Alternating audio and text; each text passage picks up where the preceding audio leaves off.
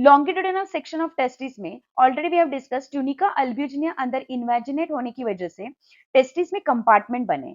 Each compartment is called as testicular lobule. एक testis में 250 testicular lobules होते हैं. अगर आप यहाँ पे ऑब्जर्व करते हो तो हर एक टेस्टिकुलर लोब्यूल में हाईली कन्वोल्यूटेड, कन्वोल्यूटेड का मतलब होता है बेबी, एक कंपार्टमेंट में 1 से 3 हाईली कन्वोल्यूटेड ट्यूब्यूल्स होते हैं कॉल्ड एज सेमिनिफेरस ट्यूब्यूल्स. ये सेमिनिफेरस ट्यूब्यूल्स जब बाहर निकलते तब धीरे धीरे वो स्ट्रेट होने लगते हैं. जब वो बाहर आके स्ट्रेट होते हैं उनको हम बोलते हैं straight tubules called as tubuli recti. 250 compartment में मैंने मैक्सिमम 3 सेमिनिफेरस ट्यूब्यूल पकड़े तो 750 सेमिनिफेरस ट्यूब्यूल हो गए. वो जो बाहर आते हैं वो भी 750 ट्यूब्यूली रेक्टी बन जाएंगे, that is straight tubule. But क्या होता है कि ये ना कन्वर्ज होने लगते हैं, एक दूसरे के साथ मर्ज होने लगते हैं. जब ये मर्ज होते हैं तो अपने आप नंबर घटने लगता है. तो अगेन एंड अगेन वो कन्वर्ज हो रहे हैं, मर्जिंग हो रहे हैं, अगेन एंड अगेन वो कन्वर्ज हो रहे हैं, मर्जिंग हो रहा है. तो यहाँ पे आपको नेटवर्क लाइक स्ट्रक्चर दिखाई देने लगता है. This network like structure is called as rete testis. 20 tubes बाहर निकलते हैं which open into head of the epididymis called as vasa efferentia. ये वासा एफरेंशिया एक सिंगल ट्यूब में अंदर ओपन हो जाते हैं. बट ये जो सिंगल ट्यूब है वो ऐसे यहाँ पे हाईली कन्वोल्यूटेड होती है, हाईली कन्वोल्यूटेड, हाईली वेवी होती है. बहुत सारा कन्वोल्यूशन करके वहां पे उसको पैक कर दिया है. इसमें ये वासा एफरेंशिया ओपन हो रहा है. जहाँ पे हाईली पैक्ड होते हैं, हाईली कन्वोल्यूटेड ट्यूब्यूल होते हैं, उसको हम बोलते हैं head, that is caput of epididymis. फिर धीरे धीरे ये सिंगल ट्यूब कन्वोल्यूशंस कम करने लगती है called as body, that is corpus of epididymis. And finally ये हल्का सा कन्वोल्यूशन दिखाने लगती है वो single tube called as tail, that is cauda of epididymis. And from this single tube arise हो रही है एंड वो बॉडी के अंदर अभी एंटर हो जाएगी. This tube is called as vas deferens. ये through the spermatic cord body के अंदर एंटर हो जाएगी. Revise longitudinal section of testis. See, these convoluted tubules are called as seminiferous tubule. Merging की वजह से जो नेटवर्क बनता है called as rete testis. Finally, from the rete testis, 12 to 20 tubes arises called as vasa efferentia. Vasa efferentia open into caput, that is head of epididymis, then corpus, then chorda of the epididymis, and from the chorda of the epididymis, single tube arises called as vas deferens. Take screenshot to make notes. Now we'll learn about histology of seminiferous tubule.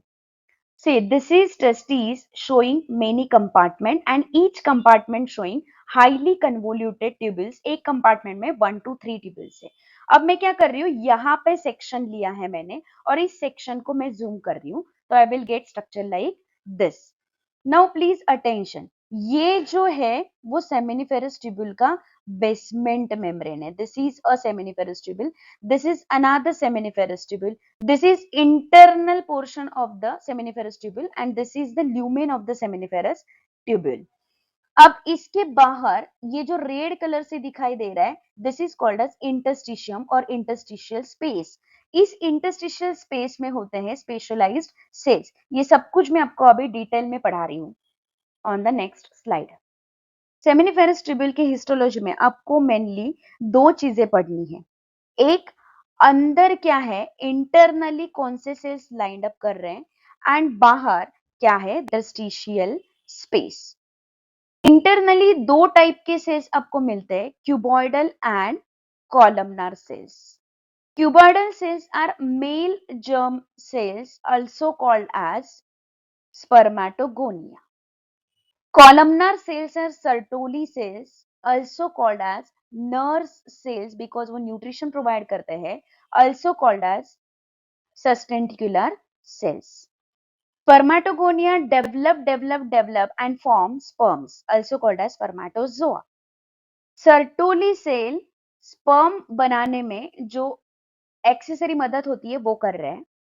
Sertoli cell sperm को nutrition provide कर रहे हैं and Sertoli cell act as blood testis barrier. Now please pay attention on the diagram. Sertoli cell का cytoplasm ऐसा टेढ़ा मेढ़ा है और बिकॉज ऑफ दिस टेरामेरा साइटोप्लाज्म हमें क्या हेल्प हो रही है, मैं आपको पढ़ाने वाली हूँ। तो सर्टोली सेल का साइटोप्लाज्म ऐसे एक्सपांड हो रहा है, यहाँ पे सर्टोली सेल एक दूसरे के साथ टाइट जंक्शन मतलब ऑक्लूडिंग जंक्शन बना रहे हैं, सो दैट कोई भी मटेरियल लीक नहीं होता across this. And because of this हम बोलते हैं कि सर्टोली सेल का फंक्शन है ब्लड टेस्टिस बैरियर। मतलब ये जो आपको ब्लड वेसल्स दिखाई दे रहे बाहर, ये ब्लड वेसल्स में आने वाला कोई भी मटेरियल डायरेक्टली ग्रोइंग स्पर्म के पास नहीं जा सकता जब तक ये सर्टोली सेल उसको अलाउ नहीं करते, called as blood testis barrier. This is basement membrane of seminiferous tubule. इस बेसमेंट मेम्ब्रेन पे अंदर से कौन लाइंड अप हो रहे हैं? These are spermatogonia. ये स्पर्मेटोगोनिया शोइंग माइटोटिक डिवीजन। अब ये स्पर्मेटोगोनिया देखो यहाँ पे लॉन्च्ड हो रहे हैं अराउंड सर्टोली सेल, है ना। वो क्यों लॉन्च हो रहे हैं? बिकॉज सर्टोली सेल ऐसे कुछ केमिकल सिक्रीट करने वाले हैं जो स्पर्मेटोजेनेसिस में मदद करेंगे। अब ये जो स्पर्मेटोगोनिया है माइटोसिस करेंगे and many many spermatogonia produce करेंगे। ये स्पर्मेटोगोनिया दो टाइप के होते हैं, type A and type B. Type A के स्पर्मेटोगोनिया इधर ही बैठने वाले हैं, बट टाइप बी की स्पर्मेटोगोनिया इधर आ गए।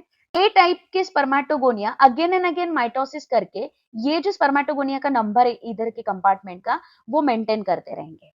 बट बी टाइप के स्पर्मेटोगोनिया जो इस साइड आए उनको सर्टोली सेल और कुछ केमिकल प्रोड्यूस करके इस बी सेल को ग्रोथ करने में मदद करेंगे, तो बनते हैं प्राइमरी स्पर्मेटोसाइट।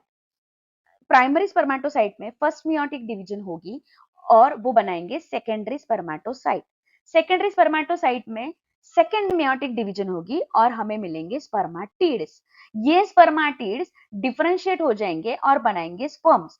अब ये स्पर्म के हेड इधर लॉन्च हो जाएंगे on the Sertoli cell. Sertoli cell के ऊपर हेड लॉन्च हो रहा है सो दैट वो न्यूट्रिशन लेके मैच्योर हो जाएंगे।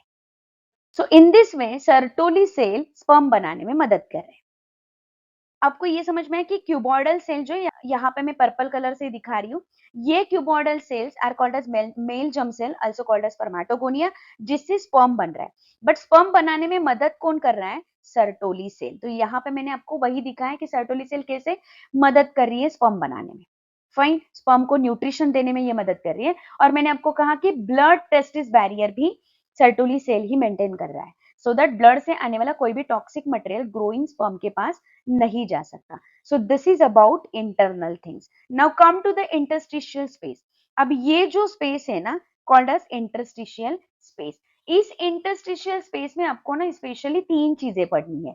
एक कि इसके पास देखो मैंने ऑलरेडी ड्रॉ करके रखे स्काई ब्लू कलर के सेल्स। ये जो सेल्स है कॉल्ड एज इंटरस्टिशियल सेल्स और कॉल्ड एज लेडिग सेल्स। इनको हम लेडिग सेल भी कहते हैं।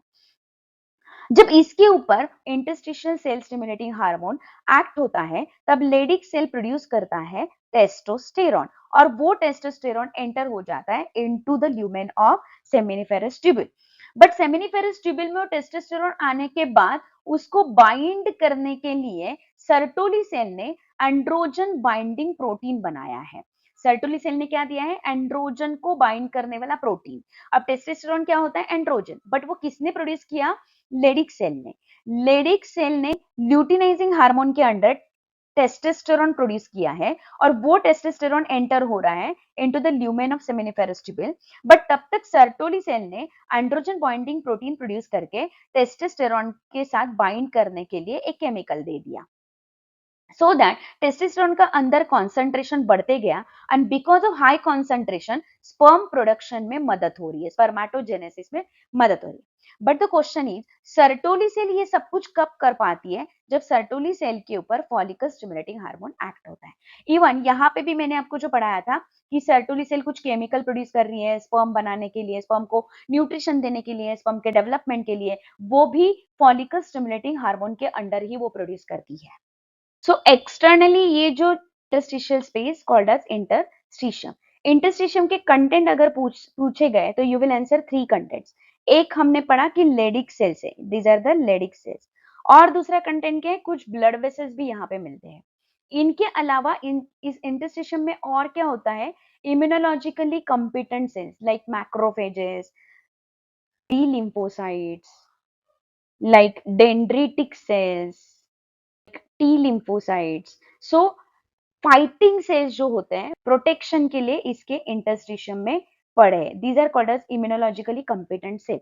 कंपिटेंट वर्ड का मतलब क्या होता है, जिनके पास एबिलिटी है। अब आप नीट के लिए पढ़ाई कर रहे हो तो आप कुछ तो उसके लिए एफर्ट्स डाल रहे हो ना, आप खुद को एबल बना रहे हो एग्जाम के लिए।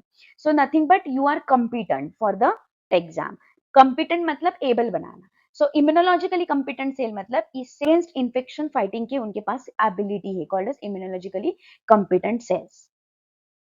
Macrophages, B lymphocyte, T lymphocyte, dendritic cell, neutrophil, mast cells, eosinophils. These are the examples of immunologically competent cell found in testes. यहाँ पे आपको दिखाई दे रहे हैं spermatids are attached to Sertoli cell. और एनसीईआरटी की एक लाइन क्या है, आफ्टर स्पर्मियोजेनेसिस। तो सबसे पहले तो आपको स्पर्मियोजेनेसिस वर्ड को समझना पड़ेगा। स्पर्मेटोजेनेसिस ये भी एक टर्म है जिसमें हम पढ़ते हैं स्पर्मेटोगोनिया से primary spermatocyte, then secondary spermatocyte, then spermatids and then sperms, मतलब ही स्पर्मेटोजोआ प्रोड्यूस होता है।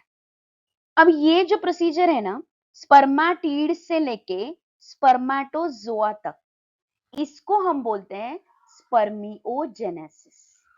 और एनसीईआरटी की लाइन क्या है, स्पर्मियोजेनेसिस कंप्लीट होने के बाद स्पर्म के हेड सर्टुली सेल को अटैच हो जाते हैं।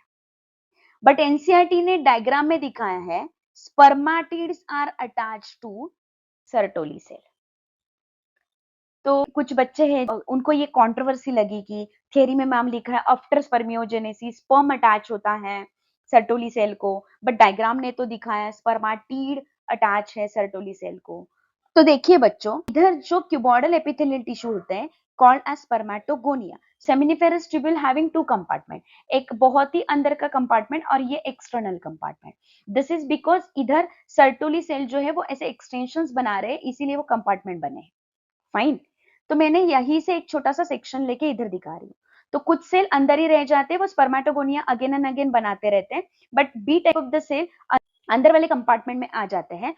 बी टाइप के सेल्स सर्टोली सेल से न्यूट्रिशन लेके ही तो आगे आगे डेवलप होते जा रहे हैं। Spermatogonia to primary spermatocyte, primary spermatocyte to secondary spermatocyte, secondary spermatocyte to spermatids and spermatid to sperm. तो every time all these cells are attached to Sertoli cell. तो इसमें कुछ बड़ी बात नहीं है, अगर स्पर्म भी अटैच दिखाया तो भी सही है, स्पर्मेटिड भी अटैच दिखाई तो भी सही है। बायोलॉजी को कंसेप्चुअली पढ़ने के लिए subscribe the channel Biomed mentoring with care.